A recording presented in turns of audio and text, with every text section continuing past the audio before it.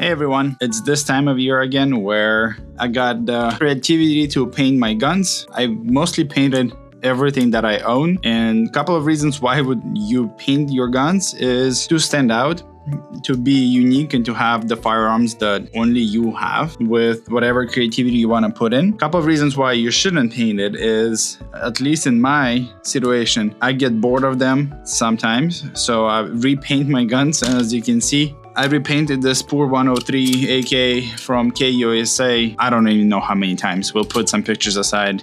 I think 5 times I repainted this gun, and we took as much paint of it as we could, and we're gonna repaint it again. And we got a fun project today that for the AK, we're gonna actually do a CSGO skin case hardened. It looks like this, and we're gonna try and attempt to paint this gun to match that color as much as we can. And then we're gonna put a wooden stock on it, and we're gonna put this handguard on it. And we chose this handguard because it gives us enough space where we can work with colors, and it will look good on this gun. I know you're gonna complain and find a way to do it better and find your way on how to do it, and I'm not gonna do it properly. I'm gonna do it the way I always do it. So this is not a lesson on how to paint your guns. This is just, we're gonna show you our creativity and our vision on how cool guns should look. But if you have other ways of painting it, please do. The things that I do is I mask things that I don't want to get painted. So the scope, the glass, of course, a couple of the things on the side, of course, the holes that go inside of your gun, you should probably put something in there to prevent the paint going in. I didn't do that great of a job. I don't care if a little paint gets in there, that should be okay. Of course, as you can see, the barrel is covered and my flashlight is covered, and the only reason for that is I need to take this off to put a new battery, and of course I don't want to get the white light covered. Everything else is going to get painted, and I don't care if it will change color eventually or not. We're going to do our best to make sure it looks good. And for the second AK, we chose a Swiss camo, which I got from one of the surplus stores. It looks like this. So this is what we're trying to achieve. Of course, we couldn't find the specific colors that are like very similar to this, but we're gonna do our best with the colors that we got, and I think it's gonna look good. I like it right now, but eventually I'm gonna get tired of that color and I'll probably repaint it. So that's the only reason. If you're just undecisive as I am, you might not want to paint it. But I just like unique guns, and I like having guns that belongs to me, and painting them is the only way how you can really make it truly yours that no one else has. What do you need to paint your guns? Very easy. Go to your local Home Depot, find the cheapest paint you can find that matches the colors that you need, buy it and paint your gun. Worst come to worst, the paint will rub off and it will look even better than the new one. A couple of the guys that I saw that painted their guns, and they used their guns, so you can see the wear and tear come from the paint, and it looks so freaking good. So you can distress your gun if you want a little bit just to match that, or give some time, use your guns, run them hard, and you'll have that as well. All right, masking tape, paint, that's really what you need. I don't think everything that you see on the table was more than like $100, and it is for 2 guns, and you'll probably have some paint left over as well. And that's about it. Really, the reasons aside of being unique is if you want to camo your gun for like hunting and stuff, you can do that as well. But we're doing rifles today. Very bright, very unique colors, not something you usually see. If you want to paint like tactically and stuff, there are many videos you can watch online on how to do it. We're taking more creative approach this time around. And the only other thing I want to mention before we actually start painting is we did remove the safeties to make sure that this part of the gun is exposed. If you keep the safety on, you might leave a black spot in there or something like that, or the paint can get smudged when you move it around. So that's one thing you can do. And we're gonna do kind of 2 things. We're gonna keep this gun as is, so we're keeping the front handguard and the gas tube on it. And on this gun, since we painted it so many times already, and we want to make sure we paint over the regular paint because it started rusting, so we took handguard off and we're gonna paint it as this. So we're gonna paint them separately, but shouldn't be that big of a deal as well. All right, well, let's get into it and let's see how we're gonna paint them. All right, well, if you watched Dexter before, you know what this skill room is set up for. Of course, painting guns. Normally, I would recommend doing it outside or in a very well ventilated space, Unfortunately, the weather right now is not allowing us to do it outside, so we gotta do what we gotta do. If you're painting your guns, make sure to clear all the oils off of your gun and to allow the paint to stick to it nicely. If you leave oil somewhere, the paint will never stick to it and you'll have a mess on your hand. And another thing, of course, is make sure to stay safe. Use a filter, use eye protection when you're painting, and of course, if you're Russian, you can use the GP5 gas mask, which I will. All right, let's get to it.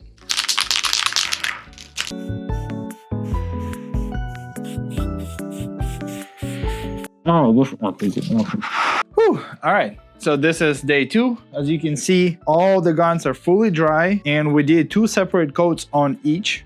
So as you can see on our gold one as well, they look pretty good for the conditions that they were in. For the camo AK, we actually gonna do stencils that we just downloaded online and cut them on our cutter. So they look like this. As you can see, you can clearly peel off different shapes and patterns and just apply it on your gun and paint it. Just remember that your base color will get painted and you'll just remove the stencils later. And we're gonna do actually 3 separate layers of stencil, which we're gonna show. For the golden AK, the CSGO skin that we're doing, we actually gonna do everything by hand. You can still use stencils if this is what you want, but we're gonna show you 2 different ways of how you can paint them. And this one will freehand a little more, and let's see how it goes.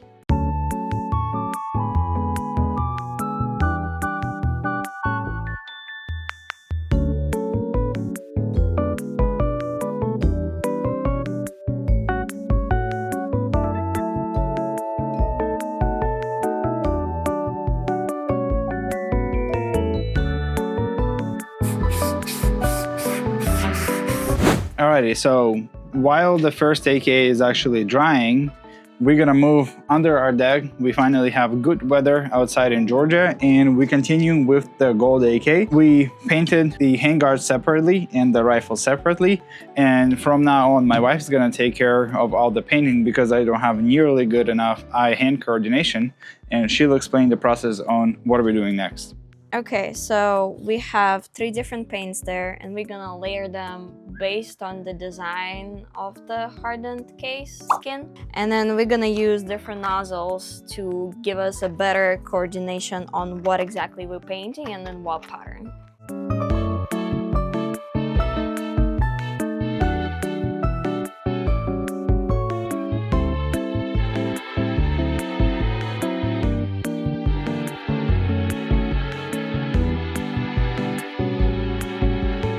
Quick detail that we need to let you guys know that we actually just found out ourselves. We painted the second layer with this gold paint and with that bluish color, which looks phenomenal on this gun. We really like the way it looks. The thing that we found out though is the paint itself has a little texture to it. So as you can see, when I scrub it just a bit, some of the residue of the paint is left on my finger. With the vinyl that we cut is a bit of a thick vinyl, so it's hard to actually lay it on in the first place. But now, because of the paint, it won't even stick to the paint and actually take some of the paint off. So if you're running into this situation, maybe before buying it, try your paint and make sure it doesn't have a texture to it. Man, it looks very, very nice with the texture that it is right now, but you just can't go forward with attaching more stencils to it. What we end up using is painter's tape, and we kind of layered it on with the pattern, and that allows us to stick it over like the powdery texture of the paint. And we're gonna see how going forward is it gonna like peel off more, or just eventually with use it's all gonna come out and leave a regular color. But pay attention to that if you are attempting the same way, and if you have the same issues, use the painter's tape. But we're gonna go forward and add a 3rd layer of paint. All right, so we applied the painter's tape, and as you can see, this is what's gonna remain out of this dark blue color. Everything that is in the light blue right now will remain in the dark, and we're gonna continue right now with the reddish burgundy color from Rust-Oleum. And after that, of course, we're gonna just continue adding more stencils like that. But this is where we at with the process, and this is about day 4 at this point. All right, let's continue. All right, adding the 3rd color.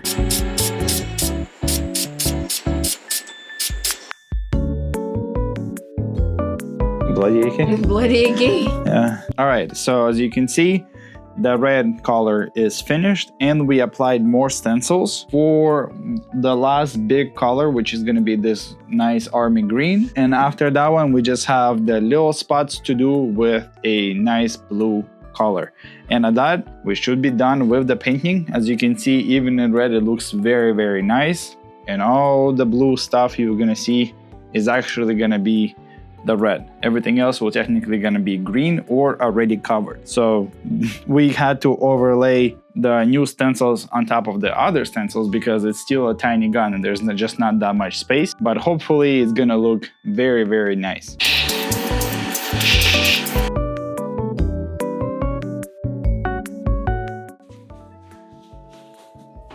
All right, well, the final coat is dry and it took a lot longer and became a lot more personal project than we really expected it from the beginning. So the only thing left is to unpeel it and see if it worked out, and let's do it together.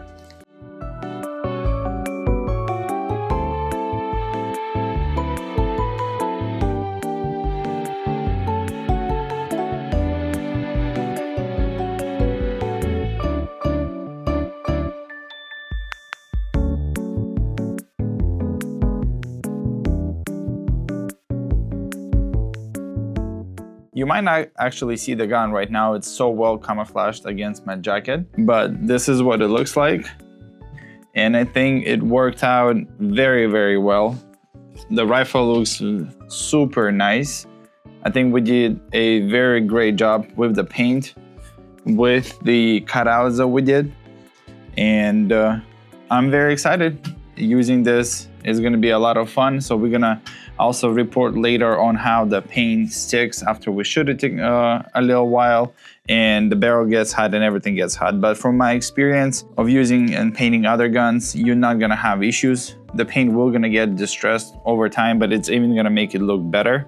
And colors do pop on it very, very nicely. As you can see against the jacket, I think we did such a great job on selection of colors and how everything worked out. Now, for you, when you do it at home, it's not gonna be perfect. You will make mistakes. Some paint will chip off, something is not gonna be perfect, but it will be uniquely your gun. And you'll have a story to tell when somebody asks, oh wow, this looks cool, how did you do it? Or, you know, did you Cerakote it or something? Is it as good as a Cerakote? Of course it's not, but it's way cheaper and quicker and you can do it yourself over and over again. So I'm extremely excited to use this rifle, to show it around, and I think we did a phenomenal job. All right, and let's switch it to the AK that we did for a CSGO theme. Oh. All right, and this is our second gun. This one, as I already explained, we did not use any stencils and we just painted it from our hands. As you saw it in the video, we put a little string here and hanged it so we can do a little better job painting it together. But as you can see, there's not as defined lines between the paint as you can see on another AK. And the paint is way smoother transitioning from color to color. And this is one of the dreams that I had forever, to owning a case hardened AK in CS and now CS2. As you know, they're extremely expensive. So it's actually a lot cheaper to buy a real gun and paint it yourself to something like that. And I think it pops so nicely in the color. We did a phenomenal job making the metal look a little worn and heated. I really like it. The paint feels very good in the hands as well. So a little more expensive paint made the metal feel a little nicer. You'll feel the difference between having a cheap paint and a little more expensive paint. We'll also report later in our Instagram how the barrel is gonna look, how everything looks when it's gonna be heated up. We don't know exactly if the color is gonna change, if it's gonna be darker or something like that. So subscribe to our socials. We will update you later, but for now, I think it's one of my favorite AKs, and it's definitely a little treasure that I have right now. We painted this Kalashnikov USA AK-103 6 or 7 times. We will post the pictures, and every single time we painted it, I never felt super happy with it, but it was just good enough. It was okay. I really think that I'm not gonna paint or change this gun for a very long time. It looks very nice. We're gonna keep it in this configuration. I'm probably just gonna add a suppressor once in a while when we're gonna shoot it and show it to our friends.